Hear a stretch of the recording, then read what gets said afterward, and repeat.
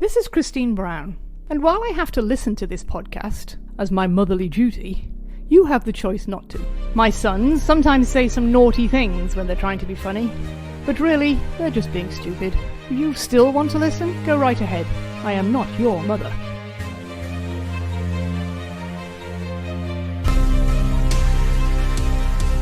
Welcome back to the Patriots Dynasty Podcast, the podcast where we're going back and rewatching every game of the Dynasty era. We haven't actually done that in a while, but we are back at it today. And with me are the trusty brothers Brown, Steve and Greg. Boys, how you doing? I'm doing great and full of piss and vinegar for this playoff. All right. It's old hat at this point, you know. Playoffs. Beating the Colts again. Jeez. Another minute. Yeah. Wake me up in the Super Bowl. Well, all right. So yeah, if you hadn't, if you weren't aware, if you've forgotten, because it's been so long since we've done one of these, we are starting the 2004 playoffs with the AFC Divisional round, where the Colts would come to Foxborough Stadium.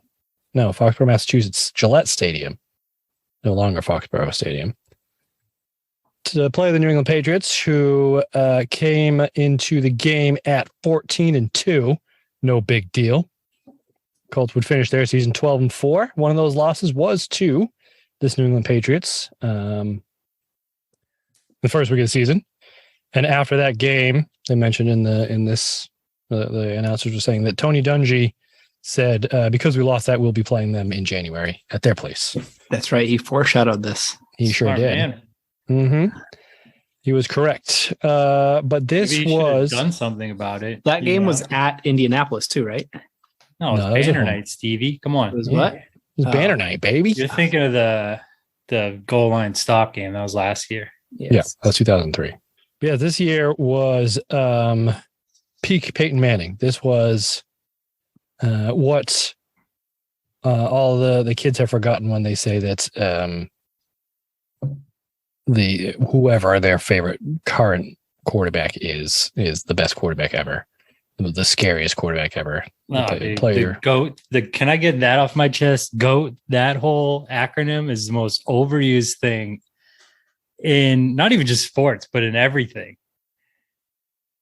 I feel like it wasn't really a thing before Brady, though. It wasn't. Well, maybe Jordan. No, it really wasn't. Maybe Jordan started it. And then I think it came around at like the same time. People started calling Brady the GOAT, and then they're like, well, Jordan's the GOAT. And then next thing you know, everybody under the sun is the goddamn GOAT. It's true. Yeah.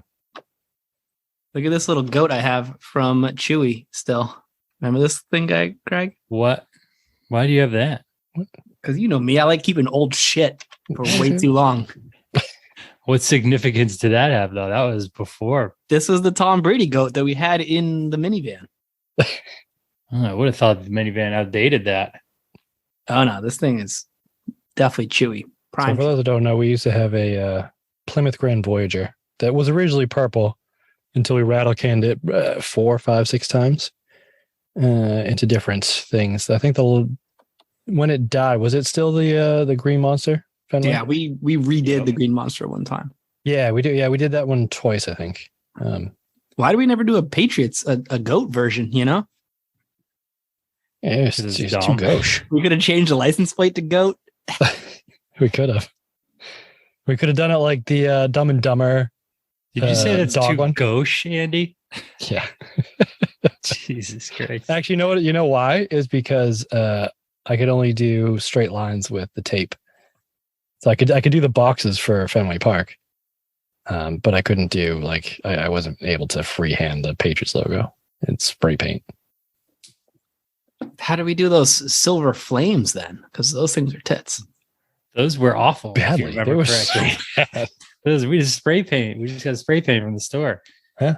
Well, that was when Pimp My Ride was hot in the streets. It's true. So you bought the spinning hubcaps that would helicopter off the side of the van if you were on highway speeds. And if you remember the first iteration, we just literally wrote Pimp My Ride in spray paint. And Mom was like, you will not be driving a car that says pimp around on it. Which, to be fair, that's kind of legit. Yeah.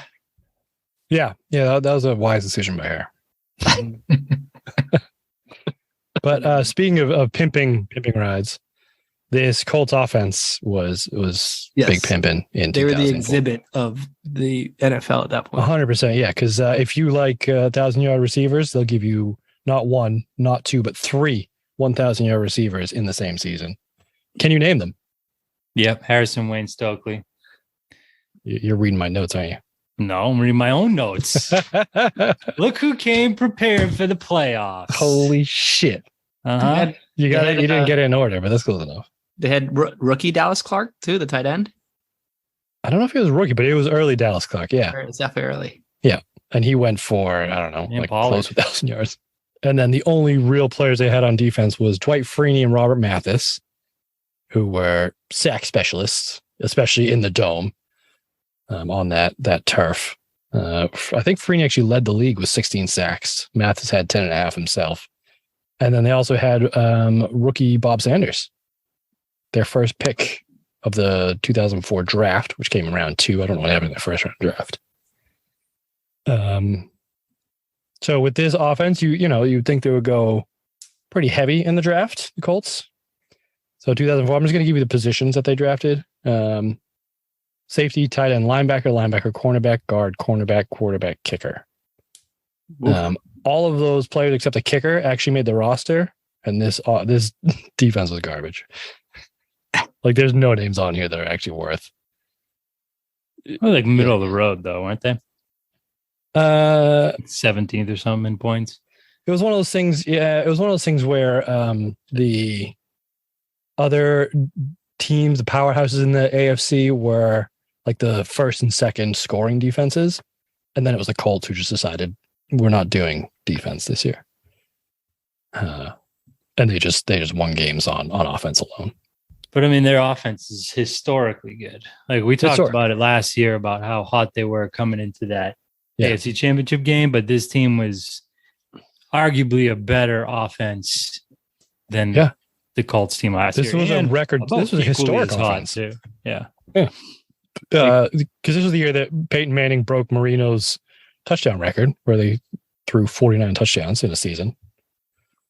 And Manning was named MVP, of course. And the Colts themselves threw 51 total touchdown passes because Jim Sorgi played. He didn't actually start the last game of the season, but he played, most of it with the starters and threw a couple touchdown passes. And actually the Colts were, again, one of the hottest teams in the league. The Patriots haven't lost since week 8 to the Steelers still. No, that's not right. They lost, that Courage wore random orange game to Miami. Yeah. The night Courage wore orange, dude. That's right. Exactly. Right. Colts also 9-1 in their last 10 games. The only game they lost was they played Denver last week of the season in Denver. And then I think Denver had to win to get in the playoffs. And if Denver won, they would play the Colts in Indianapolis. So the Colts just trotted out their second team and lost. Yep. But then they smoked the Broncos the next week at home. They scored 5 touchdowns in the first half. Yeah, it was 49-24, 35-1 at halftime. Yeah. Manning threw he was 27 to 33 for 457 and 4 touchdowns, which was the second highest passing total in a playoff game up to that point. Yeah.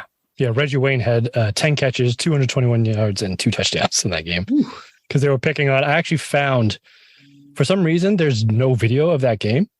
I even found the primetime post game highlights clip of all the games, and for some reason that game had been cut out. So I don't know why, but I have nerd connections as I do, and I found the extended highlights. And it was basically, you remember Rock Alexander? No. I only remember him for the name, but he was a defensive back on the Broncos, and he had a bad day covering Reggie Wayne. So he just got torched the entire game. I don't think you needed to watch the highlights to gather that, Andy. No, but it was literally just Peyton Manning picking on this one defensive back for 4 touchdowns and 400 yards. Ridiculous. And then the Patriots don't have Tyler or Tyrone Poole. Yeah, right. The Patriots are starting, Brandon Stokely, 1,000-yard receiver in the slot, is going up against Troy Brown as the defensive back. Yeah, it's crazy. What was the line on this game? Who's favored? Patriots by 1. So One. technically the Colts because you get 3 points at home. Yeah. Wait, what? What I'm going to do? Vegas general You spot mean Patriots by 4, you mean? We're playing by home. No, it's Patriots by 1. Yeah, so Patriots by 4. Well, no, if it's on a neutral field, it'd be Colts by 2. Right, exactly. So here, I'm going to play you the intro to this, though, because it was pretty legit. Intro to the game right now? Yeah, to the game. How long is it? A minute. They are the talk of the National Football League, and everyone is asking the same question. Manning got time to fire. Guns it over the middle. Touchdown! Oh, that was too easy. Touchdown! Maybe stop. 3 words. Defense. Defense. Defense. Bill Belichick's Patriots had the answer a year ago, stifling Peyton Manning and Indianapolis' attempt to go to the Super Bowl. This season, they met again with the same result. Willie McGinnis, he's back. The kick is up. The kick is no good. No good. A win today would advance the Patriots' place in history and add to the talk of their modern-day dynasty. They haven't lost at home in over 2 years, and the same question applies. Discipline, perseverance, commitment, teamwork. Here we go. And back to pass. He's gone. Touchdown. Indianapolis. The Colts are on a roll and focused on finally winning in Foxborough. New England. Indianapolis. 2 teams with the same question. Which team will have the answer today? It's game time, baby.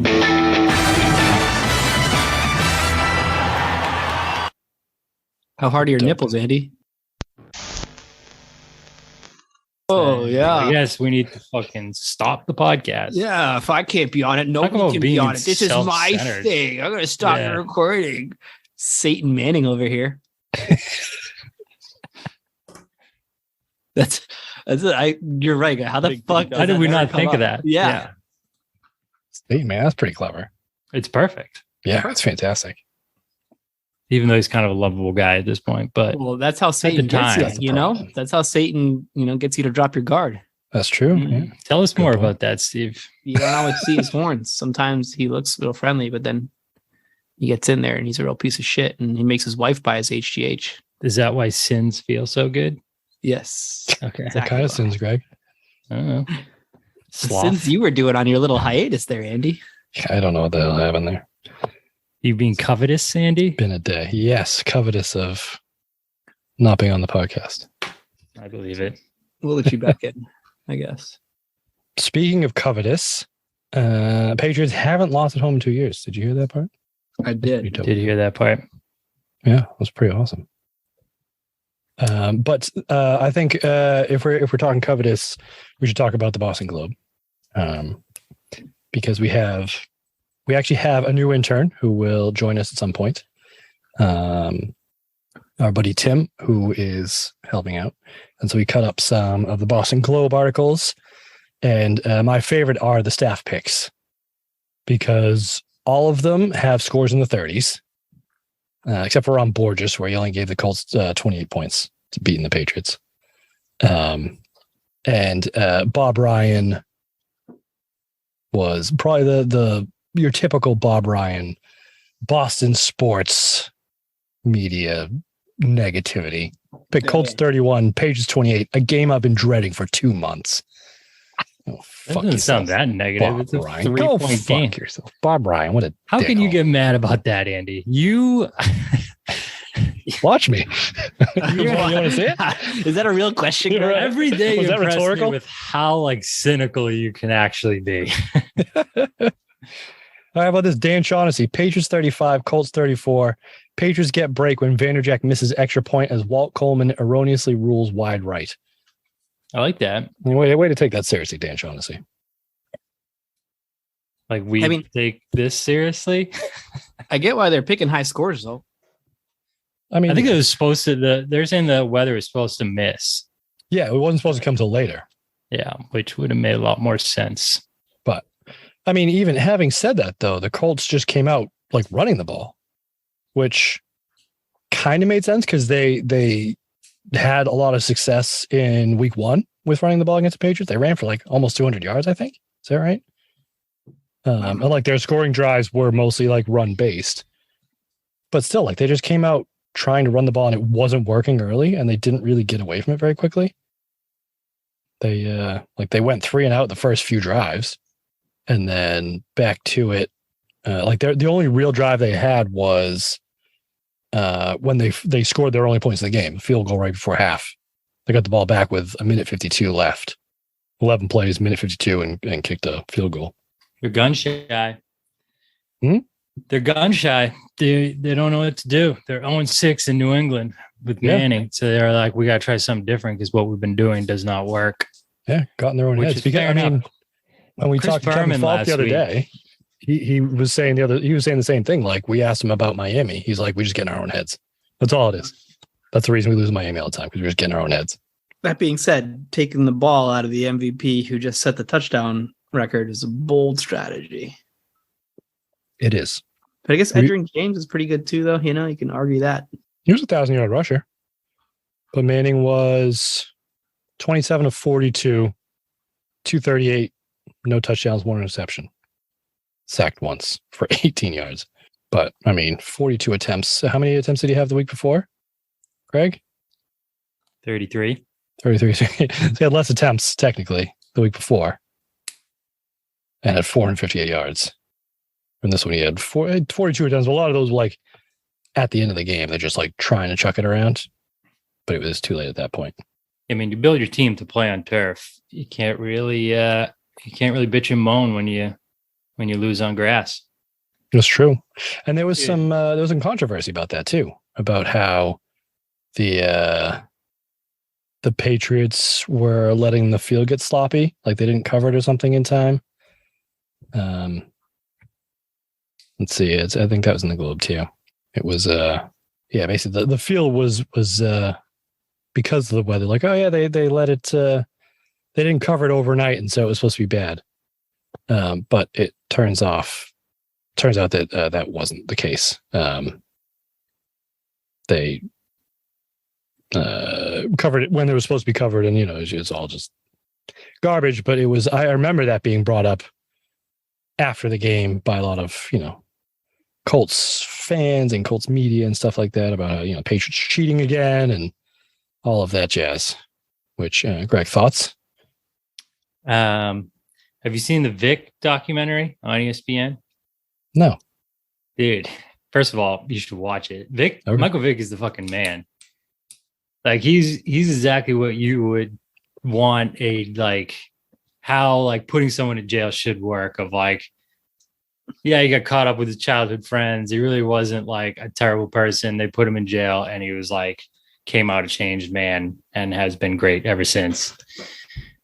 But the point being, he was talking about when he gets on the turf and he's like, boy, you put me on that turf, ain't nobody stopping me, which I think is fair. You get these crazy athletes. That is a really big factor in games like this. We saw with Freeney on the turf, how much faster he looks. You build your team. I mean, Greatest Show on Turf is another good example. Mm-hmm. You have a team that's built around speed and quickness and athleticism. Yeah. I think that is worth 10 points, per game or just generally per game. Jesus. Okay. Yeah. I mean, so do you think maybe the move from natural grass to synthetic turf has increased the speed of the NFL, right? I would say it slows it down. Turf is, I think the synthetic stuff is closer to grass than turf. But they've gone away from both, right? There's no more the old school turf, the Greatest Show on turf. That shit was awesome. Yeah. They should bring no more sloppy. No, they should. It was literally carpet on concrete. Oh, dude. That just destroyed people. So it was the opposite end of the spectrum of the just sloppy. Absolute slop, grass, mud. And in its place is pretty much this shit everywhere. But this game, the field wasn't really that bad because I think it was so cold that it was kind of frozen. So there wasn't a lot of, because we watched earlier in the season, the Ravens game, which they referenced in this, And that was, remember, there was like mud up to their ankles and stuff. And whoever the commentator was, Randy Cross, whoever, was like, they had the measuring stick in the mud to show how deep it was. And like, yeah, that was a slop fest. Oh yeah. And that was two teams just like heavyweights just slugging it out. But this wasn't that. This like there was no like lost footing. There was no people slipping around. It was just like, it was a little cold and snowing a bit, but it wasn't like outrageous weather. No. In fact, I think it was almost shades of the week one, because the Patriots came out 5 wide in the first half. Like they did. Remember, they had all this hullabaloo about getting Corey Dillon, right? And then they started the game 5 wide, no huddle, and he wasn't even on the field for the first like drive and a half.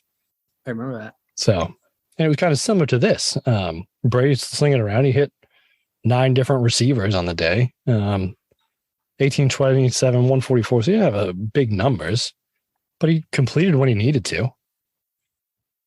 And it wasn't like exactly lighten it up. I think the biggest issue in this game was this is a running game, right? This was not a throw the ball around the park game from the Patriots. He had 27 pass attempts, right? To what, 38 rushes? But this wasn't like pass attempts that we saw in the Snow Bowl or anything, where people like slipping around like the balls all over the place, and it wasn't a hot mess. It was they were still playing their passing game. They just didn't need it as much because Corey Dillon ran for 100-something yards and 144. Yeah. And Kevin Falk ran for another 56. So, I mean. Yeah. Dillon had as many rushing yards as Brady had passing yards. I think that kind of tells the story, right? Yeah, but what I'm saying, Dillon had a longer run than Brady had a longest completion by. That's true, yeah. 17-yard log versus Corey Dillon had a 42-yard run. Yeah. I think Corey had a couple of them too, didn't he? Peyton Manning had a longest pass of 18 yards. Corey Dillon had the biggest play of the day. I mean, yeah, I think the biggest detriment in the passing game was wide receivers dropping balls. My guess is because their hands were cold. Because, I can't remember if it was Dallas Clark or Brandon Stokely out there with no gloves. Maybe the balls were deflated. Maybe they were overinflated. Maybe they deflated them, they would have won. Well, the Patriots balls were deflated, but the Colts balls were not. I've heard rumors out there that could be a thing. What? Deflated balls? Andy, what's the ideal gas law? Off the top of your head. Don't look it up. I don't know. I actually used to know it, so I'm disappointed in myself. Yeah, I figured you would be in a fucking what is it, hard-on nerd. What is it? equals NRT. Oh, who's the nerd now? Well, I spent like however many dollars going to college for it, so I probably should know that. Outside of the Patriots, Deflategate, big dick dummies. Right, exactly. Greg's got that tiny dick energy right now. Yeah, tiny dick energy, dude. That's PV equals NRT squared. Yeah, I said that's a buddy dirty dad. I'm like a Roman statue over here. Just fucking tiny dick swinging, dude. Just using all my brain power in my head. It doesn't even get past the balls. Yeah. Jesus. So I mean, I guess it didn't feel to me. I don't know how it felt to you guys, but like it didn't feel to me like this was like Corey Dillon running wild. Well, Steve didn't watch the game. Let's put that up front. That's not true. I watched the first half. He's had a very busy week. Cool. And let's get something on the air while we're alive here. I got some grievances to air against you, Steve. Oh boy. We were supposed to record last night, and Steve texted last minute, I'm going to be late. You guys do it alone. And I didn't want to do it alone because I love you so much, Steve. But I had cooked pizzas in the oven and I was shoveling them down my gullet to get ready for 7. I burnt the living hell out of the top of my mouth. Dude, I haven't been able to taste anything for fucking 24 hours. And then you just go, oh, we'll push it to tomorrow. Every time I think about it, Steve, I'm like, that son of a bitch, Steve Brown. You don't think this wasn't planned? You don't think it was part of my master plan? You think I didn't know that you were having pizza for dinner? Check your wife's phone, Greg. She's a rat. Yeah, well, joke's on you. Even if I didn't have a deadline to meet, I still would have crammed it down my gullet and burned the top of my mouth. So suck on that, Steve. This is how you eat. Oh, Jesus Christ. I'm not even going to go there because, Greg, I don't think you're blameless in this at all. Why? But that's all. Because you're the one that made us change the date, the day of the week to do this, because you had soccer on Thursdays when we normally record. Well, I'm sorry, I leave my and house then failed to mention that you're not actually playing because you're hurt, you're injured. I am injured. Mm-hmm. So I was also cramming food down my gullet. You guys eat? I'm just so busy, I can't even eat.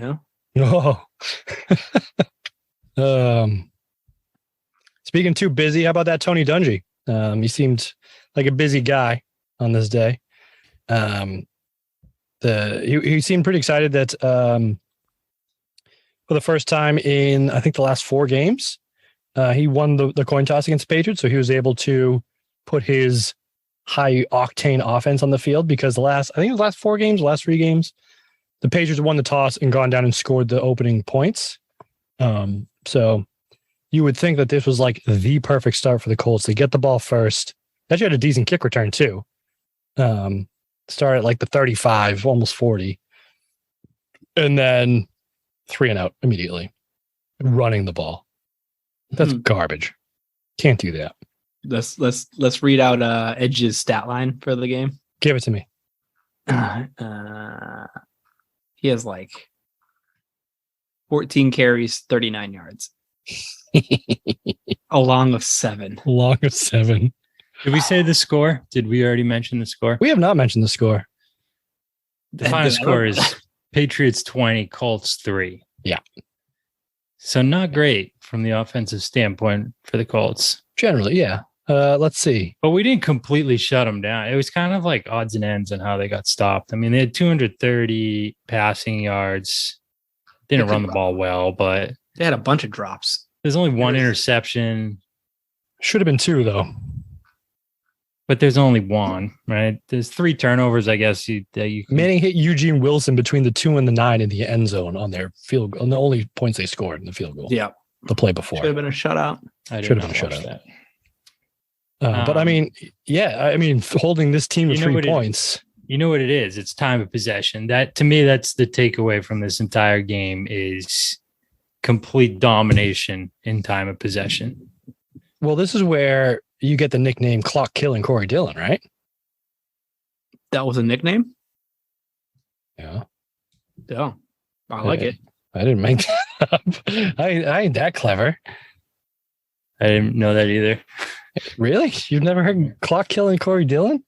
No. Man, I thought I was doing a podcast with Pats fans. What the fuck happened? But yeah, I think it basically came from this game where, because like Greg says, the Patriots had almost 38 minutes of possession of the Colts 22, which is and they had 21 plus minutes in the second half. Yeah. Cool. It was 6-3 at halftime. Their second half was, you got super quiet all of a sudden, Greg. But their second half drives were, let's see, third quarter, they got the ball with 9:46 left, 15 plays, 8 minutes, 16 seconds, 87 yards, ended in a touchdown. The next drive, they got the ball in the fourth quarter. Just started 14 minutes, 34 seconds left in the fourth quarter. 14 plays, started in their own 6. 14 plays, 7.5 minutes, 94 yards, another touchdown. That's basically a quarter right there in 2 drives. That's the game right there, right? You just ground out between yourselves 1 quarter, 2 touchdowns. Well, and they had a 16-play, 78-yard drive in the first half, too. That ended in a field goal. That ending in a field goal is bullshit. Yeah, well. So their season average is less than 6 plays, 25 yards drive, and 2.5 minutes.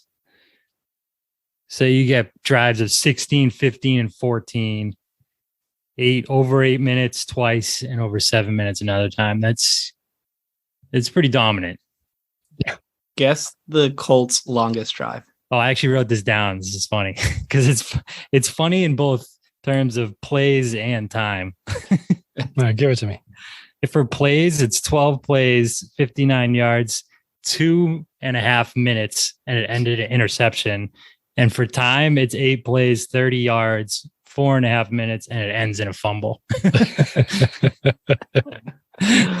Jesus. So, Yeah, and then one not scoring great. drive was 11 plays, minute 52, 67 yards and a field goal. It's garbage time, right? It's fucking end of the game. Well, that was the end of the half, yeah. So, yeah, definitely a rough one. But also, I don't know if you guys caught this, but they were talking about Rodney Harrison. And obviously, in typical Rodney fashion, he was irritated to hear all the talk about the Colts offense. So he obviously had a chip on his shoulder, which, Shocker. par for the course. But he was also saying that even with missing Ty Law and everybody, he was more confident in the defense this year compared to last year's playoffs against the Colts. Because he said they had found some new wrinkles this time. And also they mentioned something about how he was saying that they found some tells on Manning's play action, which I felt like they could use to their advantage, which I think probably worked because I don't remember any play action play working. But I was kind of shocked that there was no more talk about that, because I feel like finding a tell on Peyton Manning is, especially in a year that he threw 49 touchdowns, is kind of a big deal, no? Yeah, I don't know. I feel like Harrison kind of talks out of his ass sometimes. I mean, that's feeling fair. more confident this year than last year. I don't know about that, dude. Just in their approach. Well, they held him to 3 points, which is better than they did last year, right? I felt like this was a more dominant better defensive play. You think? Yeah. I don't know. I felt like they were hanging on at the end of the last year's game. Yeah, because the offense was horrendous, if you remember.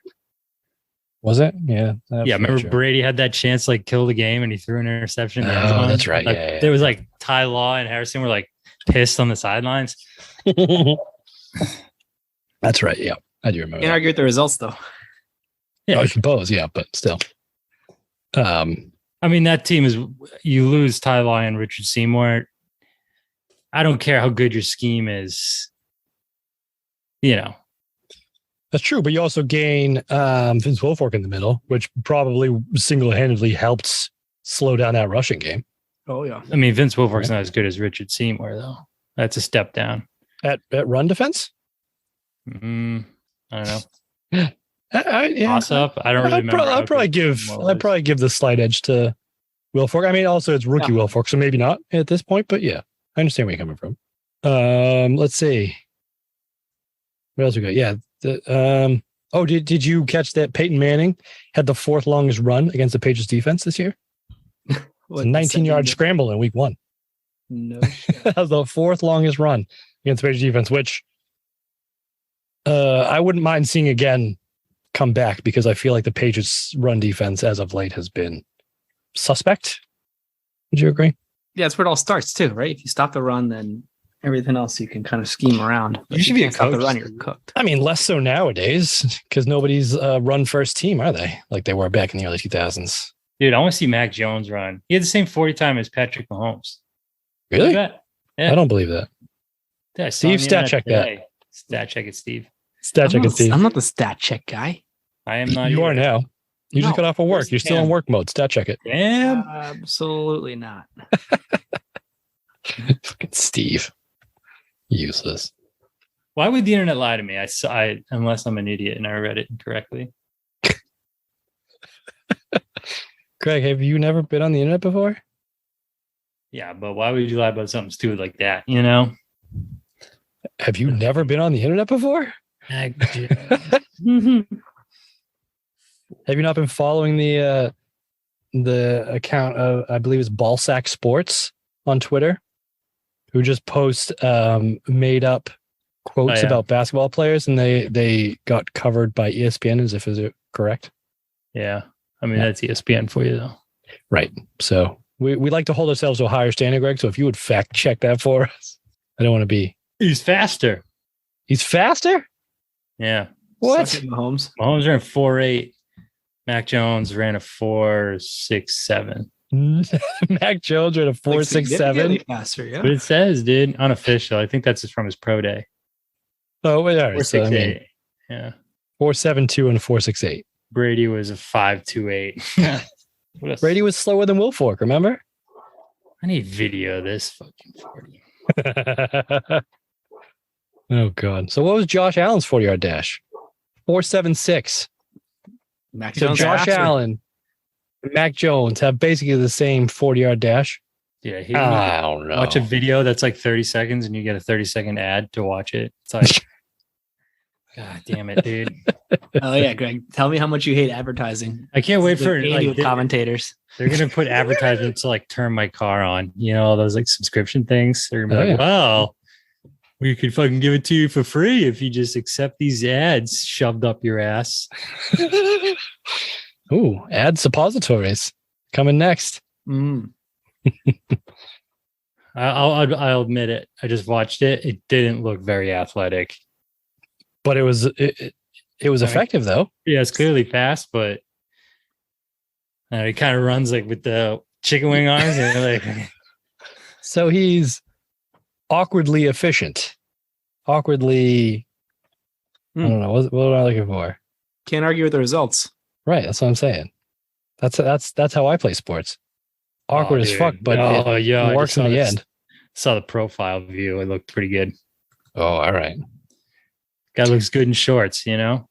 I do. Mac Jones. Let's get him out on the run. All right. Let's do it. Roll them out. Put them on the move. I think this is a hot take, but I think the offense is going to be better without McDaniels. I don't think that's much of a hot take. Yeah. I don't know. McDaniels is like taking his team to the Super Bowl a bunch of times. Was it him or was it Brady? How did he do without Brady? Dude, so many times I've been frustrated by McDaniels. Yeah, same. Third and long draw plays. Yeah, dude. Fucking Although having said that, they ran that in this game. Kevin Falk picked up the first down. No big deal.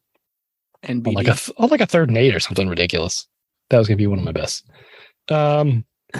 But speaking of people who shouldn't be running it, I would put Dominic Rhodes in that category. He had 1 carry. Actually, technically it was a screen pass, 1 catch, -2 yards, and he basically gave the ball to Teddy Bruschi, which I think is the play that you remember. That's unfair. He did not give the ball to Teddy Bruschi. Teddy Bruschi took the ball from him. He didn't stop Teddy Bruschi from taking it. I don't think he had a choice. Teddy Bruschi was taking that fucking ball. I mean, Teddy Bruschi asked nicely first. No, you don't think? Mm-mm. Okay.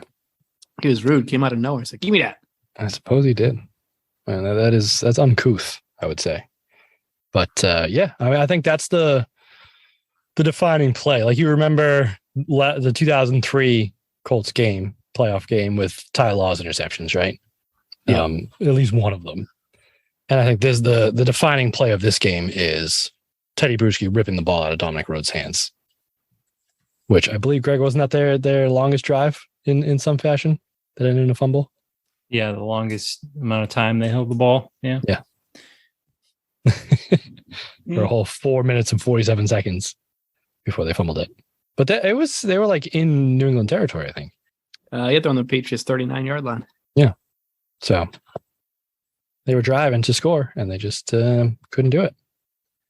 And then also there was another fumble that he recovered. Bruschi had himself a game in this, I thought.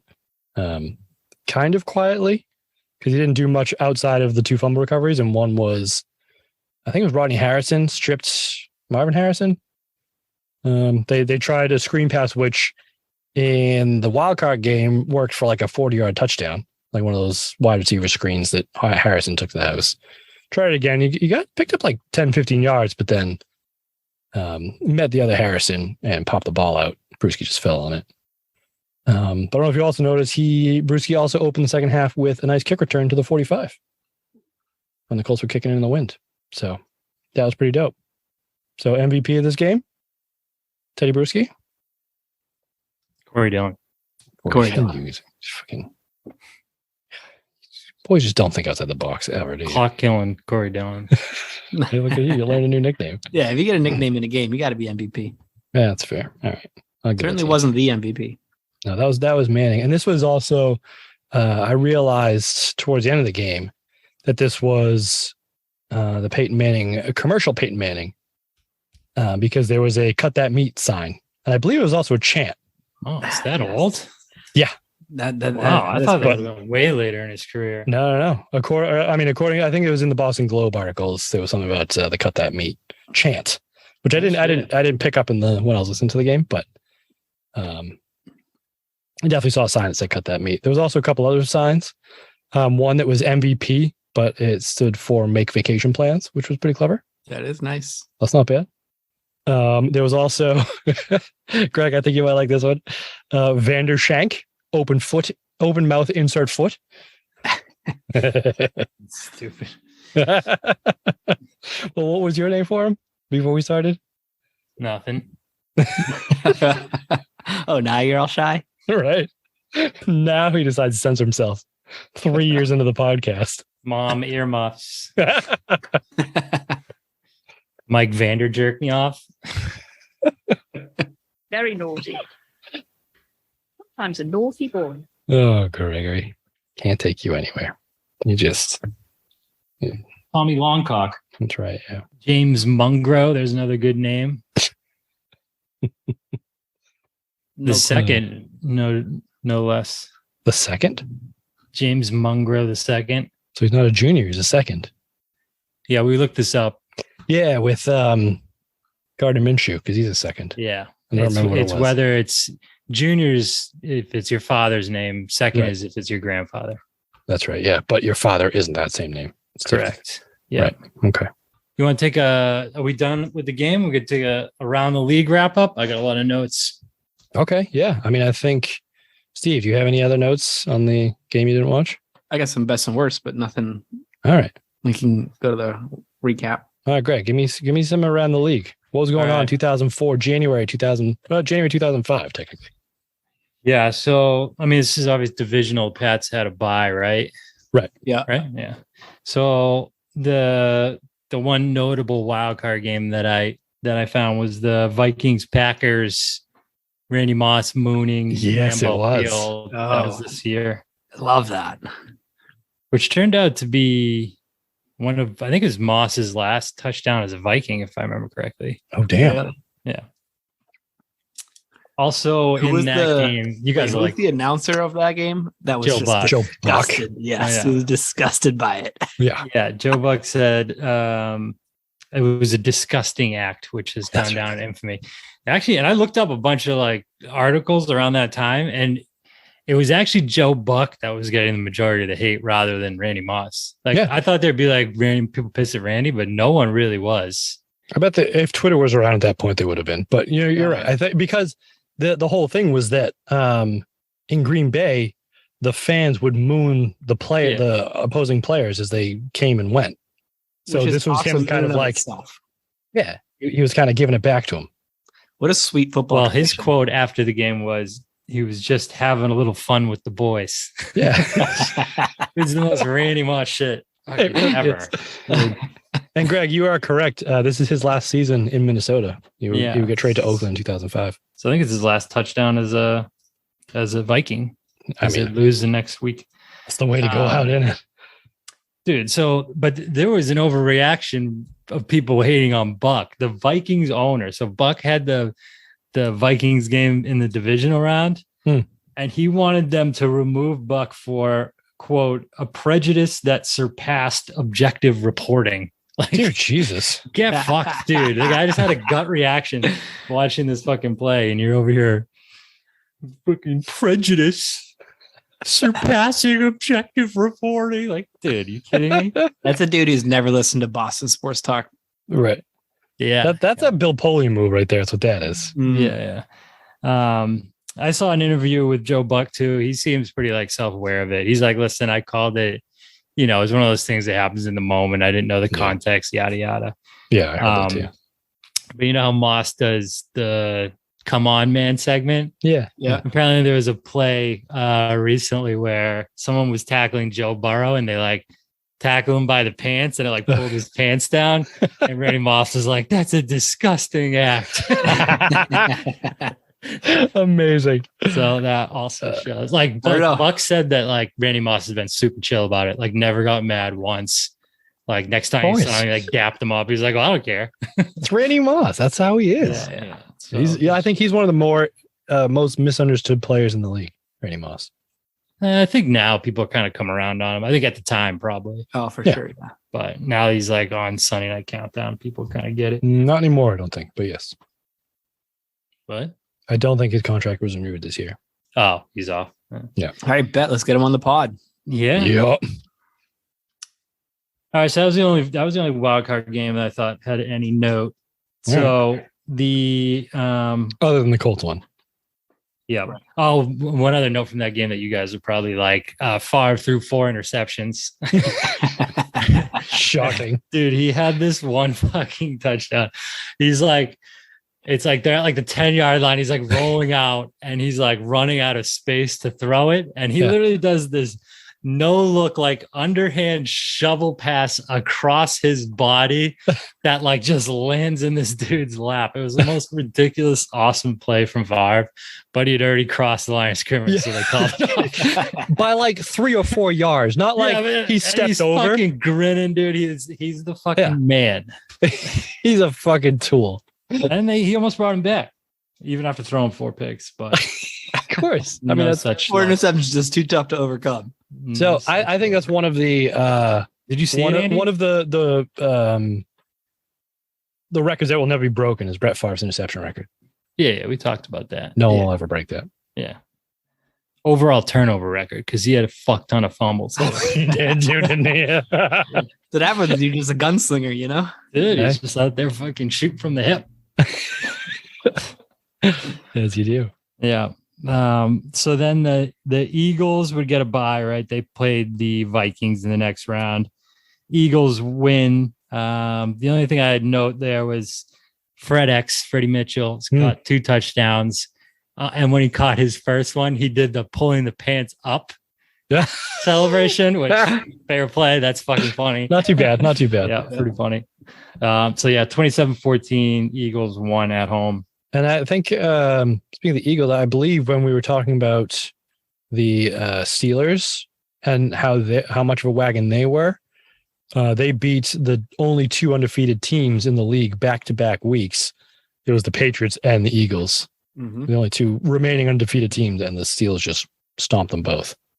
Yeah, Eagles going into their 4th straight NFC title game. Yeah, based on that win. So the Buffalo Bill good for them style thing, because they hadn't won one yet. They had lost all 3. Yep.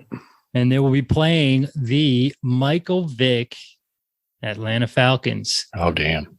This is also, I believe, Vick's last year till the incident. Oh, really? Yes. What incident was that, Craig? It actually was not. No? He played 2005, 2006, and then according to Pro Football Reference, 2007, 2008, mid-season violation of league personal conduct policy. It wasn't which his is fault. The nicest way you can put that. Fuck me. Roger Goodell did that. Dude. Who did Vic beat? They beat the Rams to the end of the Greatest Show on Turf, the Bulger Rams, yeah. Yeah. So they just they stomped him. Went crazy running on him. Yeah, it was. These are the first half records that they sent in that game. They had 239 rushing yards. Oh, just in the first half. Oh, Warwick Dunn had 126 rushing yards in the first half. They finished with 327. Vic had 119. Yep. And then Vic set the record for the longest playoff run by a Falcon with 47 in the first half, and then Dunn broke that record in the second half with a 62-yarder. Yeah. Jesus. So yeah, 47-17 without barely even throwing the ball, and they kicked the shit out of them. I think they had like a 70 passing yards too. Yeah, they have 70 passing yards and won. Oh my God. 47-17. It might be worth looking at the highlights just to remember how awesome Vic was too, because he is still, I think he's more athletic than Lamar Jackson. Michael Vick was the best video game character of all time in Madden 2004. Like, you weren't allowed to play him if you were playing a friend or somebody. Like, you couldn't pick the Falcons because it was cheating, because he was so overpowered. He was pretty sweet. Yeah. And an absolute cannon of an arm too. Oh yeah, he would just flick the ball. Uh-huh. Which I think Lamar Jackson's kind of similar. He doesn't really put much effort into it. I think Vic is a little better. Like I think running the ball. Lamar Jackson is a better thrower of a football. Maybe. I think. You gotta think about era too, right? Yeah. Vic's playing against 2004 guys who were wearing gigantic shoulder pads. Lamar's doing it against super athletic sideline to sideline linebackers. Yeah, that's a good point. Yeah, maybe we'll get into that thing at some point and go down the whole Vic rabbit hole because it's definitely an interesting story. Like how he grew up and how that all that stuff ended up going down was there's some weird shit about him getting like in trouble too that was super shady about like he didn't actually do very much wrong. Oh, interesting. Yeah. Yeah, but he was the name, right? Yeah. Yeah. So it's going to be Falcons, Eagles in the NFC Championship, the AFC Championship. Steve, you're going to love this. The fucking Steelers Jets. The Steelers win 20-17 in overtime. Yes. The Jets had the ball with 2 minutes left, kicking a field goal, doinked it from 47 yards. Big Ben throws a pick on the very next drive. They get in range again and then pushed one wide left from 43 yards. So they missed 2 game-winning field goals in the last 2 minutes and then promptly lost immediately in overtime. Oh, you're right. I do love that. Yeah. So Steelers, Patriots, 2 best teams in the AFC meeting in Pittsburgh, right? Oh, yeah. That is correct. Yeah, there you go. One loss in the year. Rookie Big Ben. Yeah. And the Steelers have 15 consecutive wins coming in this game. Their last home loss was in 2003, which is fucking forever ago because we're in January 2005 at this point. They are first in the NFL in total defense with the fewest points allowed, and they are second in the NFL in rush offense, which is even with Ben Roethlisberger, he is not the main attraction, the main Troy driver Polamalu, of this. baby. I can't wait to watch Troy Polamalu. He's one of the forgotten awesome players. Yeah. Like generation defining players that people don't talk about enough. You think he's forgotten? I don't think so. I see highlights of him all the time. Do you? I felt like him and Bob Sanders people, are very similar. Yeah, Bob Sanders people don't talk about either. Well, Everyone's Bob Sanders always like Ed Reed, fucking Sean Taylor. What about my boy Troy? Troy Brown? No. Yes. Troy Speaking of Troy Brown, let's get a best and worst. Yeah. Steve, you want to go first? Yeah, a lot of Troy Brown bests. Should I just go right into those? Yeah, let's do right into those. Just go right into him, Steve. Just do what feels right. Yeah, I don't know what's going on with the Pro Football Reference page. It doesn't have all of the defensive stats for the Patriots. Oh, yeah. You're right. 3 players. It only has Indianapolis, right? Yeah, it has all the India. It's only a 3 Oh, page. so only got 3 players? What the hell is going on here? No, Troy played a fucking great game. Dude, this is the first time I've ever seen Pro Football Reference be missing something. Yeah, same. We use this shit religiously. Wow. But Troy played a great game because Peyton was picking on him, as he should, right? The Patriots secondary is absolutely bunch of scrubs and a wide receiver playing cornerback, and he's got Brandon Stokely, 1,000 yards. He was a great slot receiver, might be the best in the NFL against Troy Brown. And he was definitely getting beat a little bit, but then Troy fucking battled back, had some sick 3rd down stops, had a baller punt return. Yeah, that was sweet. Yep. When he had he knocked that pass down, then returned the kick. Yep.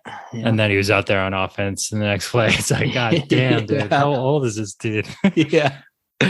This is like peak Troy Brown just playing all phases of the game. It was sick.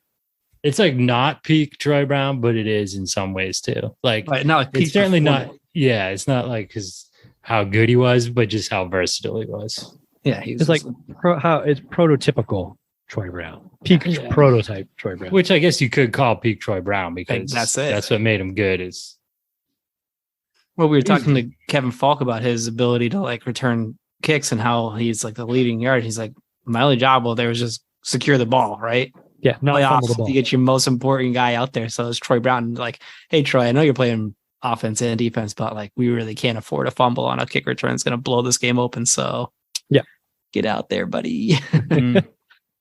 Yeah, that was going to be my best. Was like there was literally one long highlight of Troy Brown break up the pass on third down, and then as they're like, they're talking about it, they're watching him, and you can see him running back to go get the punt, which he does, and then he returns the punt, and then he just like stands there on the field and waits for the offense to come to, and then he's out there as a slot receiver. Yeah, like damn, dude just doesn't take a break. Mm-hmm. Love to know how many in the plays NFL he actually too. played. Yeah, it's not Pop Warner. This is fucking NFL divisional playoff game. Yeah, and this isn't like the 1930s where you're playing against, like mechanics and stuff, and this is your side job where guys can play both sides. But like this is it's got to be it's got to be kind of obnoxious to be like a practice squad cornerback, and Troy Brown like picks it up in the middle of a season and is like better than you, and you're like, damn it, dude! I've spent my entire life dedicating myself to this craft, and this fucking asshole just picks it up halfway through. I would agree with you if the Patriots actually had any practice squad cornerbacks left. I think they were starting them all. I guess where Randall Gay came from. In general, right? Yeah. So I know. Down the Colts. Or your street free agents, like, dude, I can do that. Just give me a spot. And then you watch, and you're probably like, God, no, he is pretty good. Yeah. So he's second on the team in interceptions. So he kind of knows what he's doing. He's a slot receiver. He knows. He also plays the first 6 plays of the game, including a 3-and-out by the Colts, the kick return, the first 2 Patriots games, the first 2 offensive snaps. He's just like, all right, Trey, just get out there. I didn't get why on this game he has T Brown on his jersey though. Did he? Yeah. Interesting. Is there another Brown? I can never remember Troy Brown ever having T Brown on his jersey. I'm trying to think if there's another Brown on defense maybe that we missed. But they're not sure. But why would it be just this playoff game? They must have signed somebody for just the playoff. It seems crazy because he hasn't had it all year. Maybe they're like special jerseys because it's the playoffs and they have like patches. I don't know. So they gave. Either way, now I want a T Brown jersey. Goddamn right. Yeah, T Brown, baby. Yeah, 2004 T Brown. I'll get the Super Bowl patch on it or something. Did you know? Here's a fun fact: Troy Brown for 1 year was number 86. When? Yeah, he was not always number 80. No way. What, like when he first started or what? Yeah, it was like his second year in the NFL. So who knew? I was a little upset, but they were bitching about they said, oh, he fair caught it. He didn't. That's such bullshit. Oh yeah. He kind on of that punt return. He never got it above his head. You got to get it above your head. And he's like, he started. He was close. No, I'm going to get it. He didn't even get above his shoulder. Get out of here. It's fucking Tony Dungy. Although I want to give you, this is kind of my best and worst. So it's all in one. It's topical. Tony Dungy, we've talked a lot about the Pages doing the direct snap to Kevin Falk and how they like mastered that play. We talked, with Kevin Falk about it.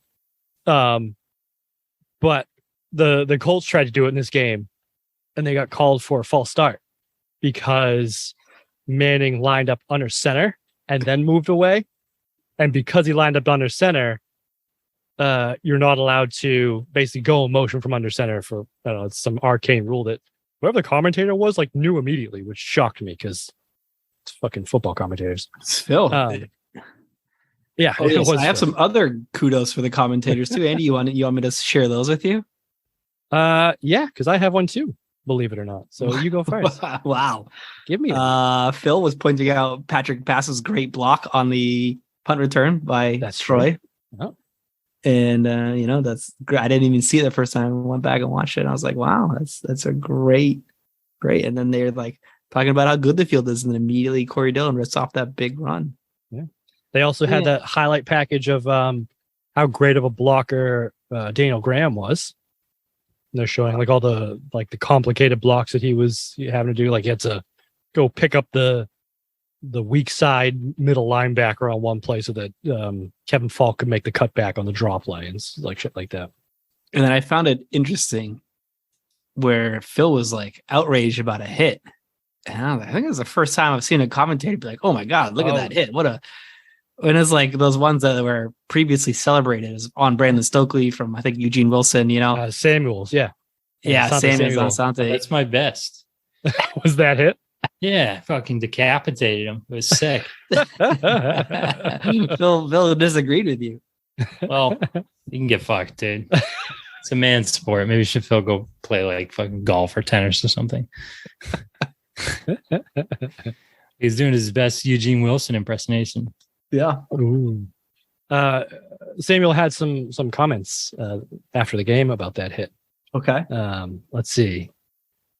Quote, I was hoping the flags wouldn't come out, said Samuel, who knew how his hit might have been interpreted by the officials in yesterday's 20-3 playoff win over the Colts. Hopefully I won't get a FedEx letter on Wednesday notifying him of a league-imposed fine. I mean, I think I got a lot of shoulder on him. I didn't lead with my helmet. Odds on the fact that he had a FedEx letter in his locker the next day? I'm a go. Did he After get saying fined for that, it? probably pretty high. I don't know. I don't know if he did or not, but I have to imagine he did because that I was like textbook helmet to helmet. It was brutal. And then, really smart timeout by Belichick. And saved a guy being wide open. Yep. It's going to be boring, I bet. Smartly called a timeout to save a wide open. He saw the confusion on defense and what a heads up coaching play to Genius, maybe he would call timeout it. there. Yeah. And then my negative, probably one more fun fact, two fun facts. There was a week 3 bye for us, which seems fucking crazy Super in this early. day and age, right? Right. At this point, they've been playing football for like 3-4 months straight. Yeah, And the that sounds like Patriots went bananas. from 27th in rushing to 7th just by adding Corey Dillon. Yeah, that's all it took. That's pretty good. Yeah, that's not a bad stat. I'll give you some more fun stats if you want. Yeah, real quick. hit me with them. This is where they showed it with a minute 23 left in the first half. The last first half shutout of the Indianapolis Colts, 2003, in the AFC Championship game at New England.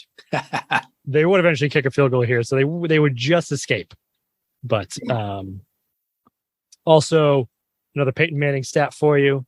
In 2004 regular season, Peyton Manning had 68 20-plus yard completions. 68. The week before against Denver, he had 11. Cool.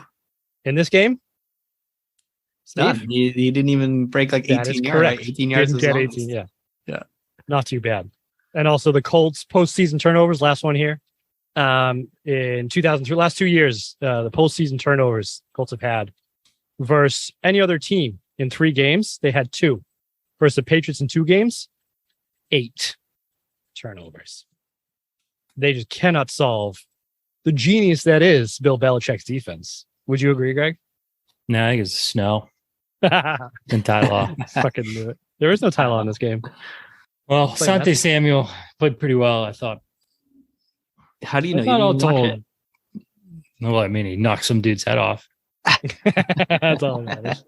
Eugene Wilson played well, too. Who didn't play well is my biggest negative is the fucking punter, dude. Josh Miller. Who gives a shit? 2 touchbacks, his first 2 punts, and then Yeah.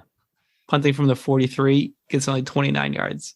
Dude, 2 minutes about left. the fucking punters, Steve. Greg, you know who cares? Belichick cares about the That's punter. exactly right. Yeah, that's why he's never going to win this league. Oh, good Lord. Greg, you got any best and worst for us? My worst has probably got to be the feeling of like Colts fans after this game of you're like, oh fuck, do we have Dan Marino? Like, well, he just broke Dan Marino's touchdown record. He's putting up these like, this was the 5th ranked offense in NFL history. And he goes in and puts up another stinker after doing it last year. 3 And points. he's fucking 0-7 in Foxborough, right? He's like, they've lost 6 straight. Colts have lost 6 straight to New England and 9 straight in Foxborough. So you gotta be like, Jesus. is this what we have? Like, is this? And they kind of did. I mean, they do win that one, but to some degree, he is like a regular season hero that could never quite get over that hump in the playoffs. Doesn't he have the most ever one and dones in the playoffs out of any quarterback? Yeah, I believe so. I believe so. It's a lot. Yeah. But yeah, I mean, that's got to be a tough realization to come to, because at this point, he's what 6 years in the league, something like that. You're probably like, all right, we kind of know what we have. He's not going to like, he's already basically peaked as what a regular season quarterback we know he can be. So now all it comes down to is, can he win these big games and win Super Bowls and like build on a legacy? Which, And the answer so far is resounding no. Resounding no. Yeah. Not if Tom Brady's still playing. Yeah. Or I mean, sorry, not if Bill Belichick is still genius that is coaching. Bill Belichick. Yeah, and not if BB is still coaching. Right. Because I mean, let's go into it. Bill Belichick's more genius in this game. Messing with Peyton Manning's head with how many down linemen he played. There was certain situations. Let's not pretend that fucking Manning hasn't seen this shit before. He's seen 0 down linemen. Guaranteed he hasn't. I bet he has. That just came out. That just started this year. Or if he like, do you think that's why Manning was sucking dick? You know? Yep. They threw an interception on that drive. It was in his head. Yeah. I think And it's it the worked. players on the field. I think it's Harrison. I think it's Law.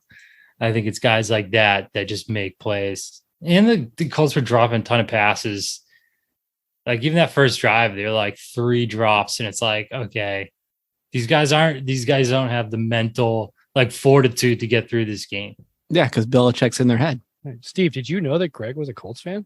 Yeah, He sounds just like a Colts fan with all these excuses. Yeah, but if they'd only cover the field, it would have been better. I'm shitting on Manning. You guys are trying to blow Belichick. It's like, oh, dude, did you see there's nobody down on the line?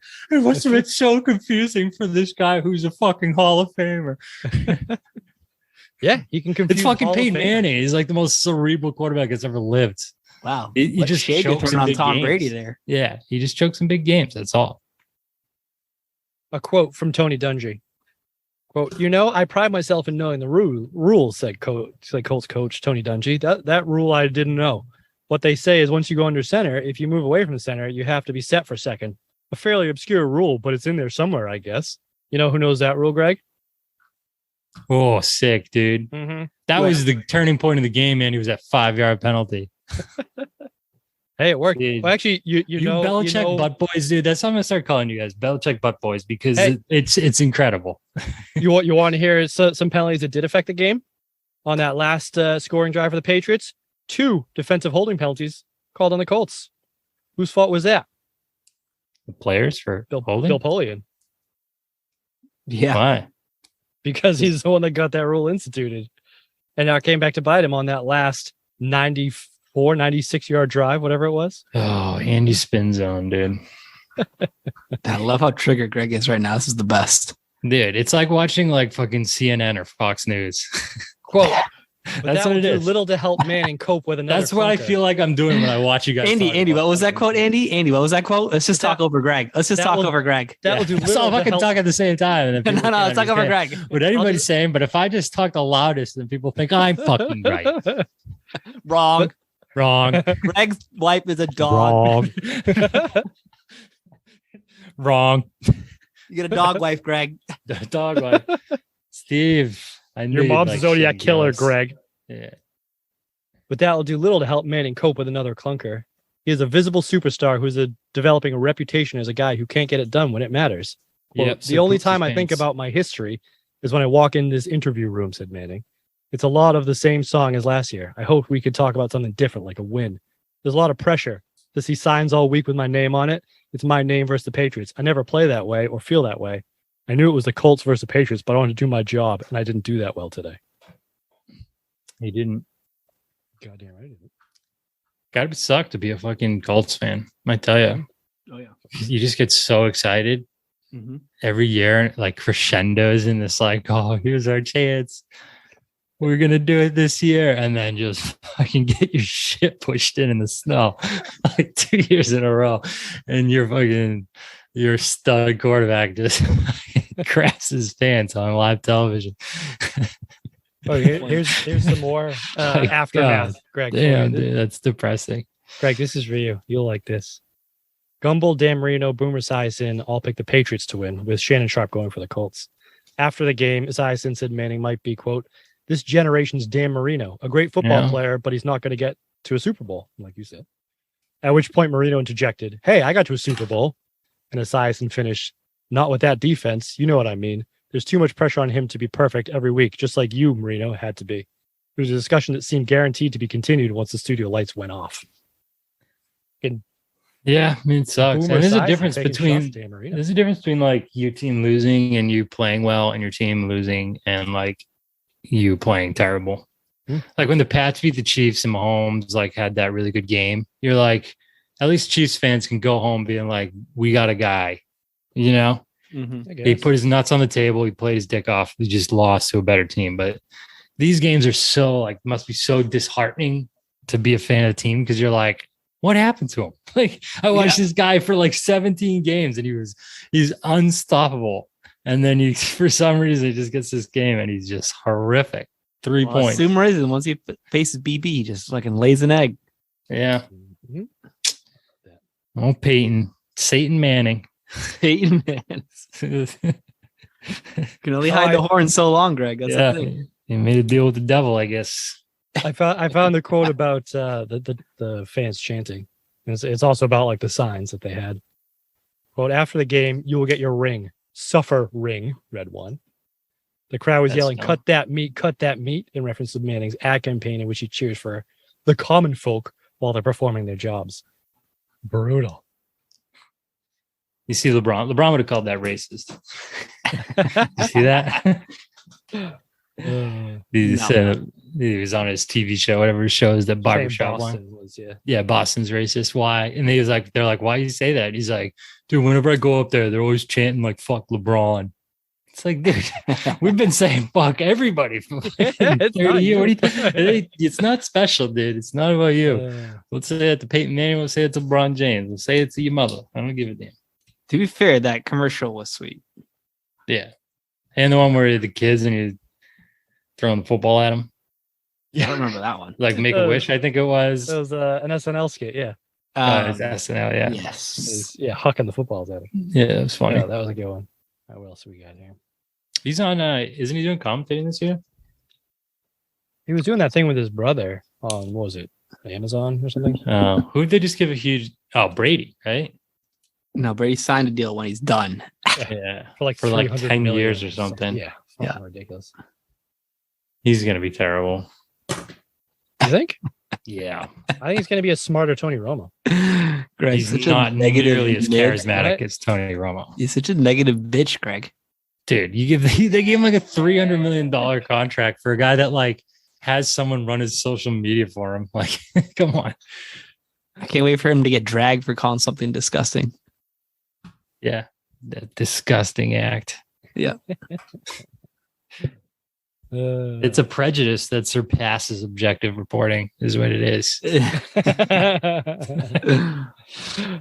Oh, good Lord. All right, boys. You got anything else? Nope. All right. That's it. Where are we off to next week? The Steel City, the Three Rivers. Three Rivers Stadium. A rematch of 2001. Smogsville, AFC USA. Championship game. But this time with Hines the Ward, new, Troy Polamalu. the new queen of the NFL. Bettis? Is Bettis still kicking? I don't believe. God, I hate the Steelers, dude. I don't know if I hate them. No, he's still there. Yeah. I have a hard time hating them because they never win. You know, it's Dude, like they have as many Super Bowls as the Patriots do, dude. Greg, you don't understand what is. Yeah, but none of those counted because they were before any of us were born. So yeah, that's true. Andy's right. Andy, fucking classic, dude. Spin zone guy. And Greg, like you don't actually understand what it's like. Tonight on Fox News, we have Andy defending the Patriots in any way he can possible. Well, I just got fresh reading a book. Well, the excerpts of the book called "The Asterisk," written by it's written by a Steelers fan, and I'm trying to pull it up real quick. Spit it out, Andy. What is it? It's all about how the Steelers Super Bowls don't count because they were before this guy was born. before it's how the Patriots Super Bowls don't count because Roger Goodell and the Patriots have colluded to cheat the Patriots into 6 Super Bowl wins. That's I'm not going to say the R word, but that's R-worded. Racist? Here's the full name of the book. The Asterisk: A Fan's Grievance on Cheating and Rule Manipulation in the NFL. $4 paperback if you want it. So it's more than just the Patriots stuff. I sense another book club It is episode. not more than just the Patriots stuff. That's the thing. So it's it's a Steelers fan who ended up living in Portsmouth, New Hampshire, of all places, and got so sick of arguing with Patriots fans that they weren't cheaters, or the Patriots were cheaters and should have all of their Super Bowl stripped from them, that he wrote a book. Dude, the cheater thing and like the referees thing is just such sour grapes bullshit, you know? Oh yeah. But this is like next level sour grapes. So many fans do that too, of like their immediate reaction after teams lose is, you cheated, or the refs, dude. Like, yeah. Jaguars fans, I think, are the worst at the moment. In that AFC Championship game where Miles Jack wasn't down. Oh yes. I mean, to be fair, it's all they got to hang their hat on. Yeah, I mean, you can complain about calls, but they go either way. And like the people that think it's like, oh, the NFL wants these teams in the Super Bowl. It's like, they don't give a shit. They're making money, so much money they don't have to do with. They'd rather not fuck with the golden pig. Yeah. Golden goose. And actually, I think the Super Bowls are probably more watched now if the Patriots aren't in it. Yeah, I mean, I don't think they fuck around with any of that shit. They just try and call them the best they can. And sometimes they do a better job than other times. Yeah, this isn't the NBA. I also think the referees aren't, it should probably be full-time employees and not have side jobs. I think it's a very hard thing to do to referee a game. So I think this is about as good as you get. Yeah, I mean, it could Andy, care to comment? Yeah, I think it could be. I think they could have more help, like put more replay cameras around so you get better angle and things. But yeah, I think it could be sped up. Yep, like the replay is obnoxious that it takes that long. Right, like is it hockey where they have the replay guy in the booth, or soccer actually now, right? Dude, and so they just go to VAR and the fucking somebody else calls it. Hockey does awesome is if you don't get a call, you challenge and you miss it. Take a penalty. Yeah, really. I love or that. delay a game. That's not bad. That's fucking kick ass, dude. So they only challenge things that they're like, we're fucking. I think we're gonna get this. Yeah. This is like an obvious overturn. Yeah, I mean, in this game, even Tony Dungy challenged the obvious fumble by Harrison at the end of the game because it was like a Hail Mary that maybe will get overturned, but it was blatant. Fucking penalize him. 15-yarder if you don't get it. Unsportsmanlike conduct, delay a game. No, you have to play with 10 men. Making us all watch extra commercials. You have to play 10 men for the rest of the drive. See, Steve, now you talk my language here. Yeah. All right, boys. So we will see you next week in Three Rivers Stadium. What jersey we wearing? I don't know who's the hero. Tom Brady. I got a Harrison. Harrison probably deserves a jersey wear at some point. I'd say probably Deion Branch has himself. I got a Branch. Save that one for the Super Bowl. Yeah, good point, Steve. Fair. Good point. Oh, Steve Brown. Yeah, Rodney Harrison's probably 1-1. All right. Well, I think that's it for this week. So until next week. Good. I'm getting sick of you guys anyways, especially you, Andy. Says the guy who hasn't showed up in a month. Yeah, do you have anything to say about why you weren't there last week, or are you good? Yeah, I always say that 4 people is too many. Okay. I do it for the fans. Yeah. All right. So this is you got people talking over each other. It gets like, it just doesn't feel like a conversation. It feels like an interview when you have like 4 people. I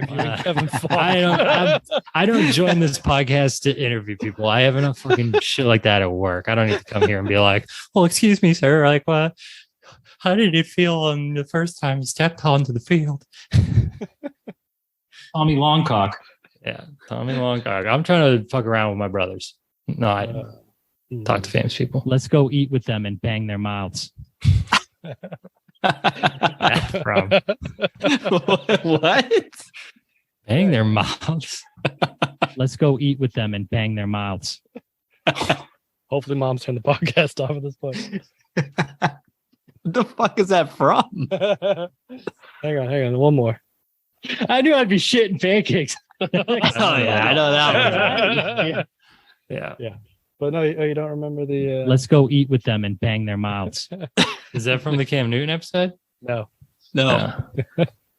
I think I actually have the full story. Yo, I got those chicks from last night lined up. Let's go eat with them and bang their mouths. Oh, I know what that's from. I know what that's from. Be funny. Okay? With food? That's incognito. Yeah. That's a fucking direct quote from Incognito. Yes, that is a direct quote. Bang their for sure. mouths. That's ridiculous. That one, I don't know. I feel like that might be our sign off. No, wait a minute. You're still. What about like? Thanks for listening. Don't forget, Wait a minute. bang their mouths. And we had said that a while ago that we had a new Yeah. sign off. All right. So Love it. Send us out, Andy. What does that mean? Send us out. that means You write it. We'll Let's do it go eat live. with With them and bang their mouths. Yeah, see you later. see you later. Yeah, later.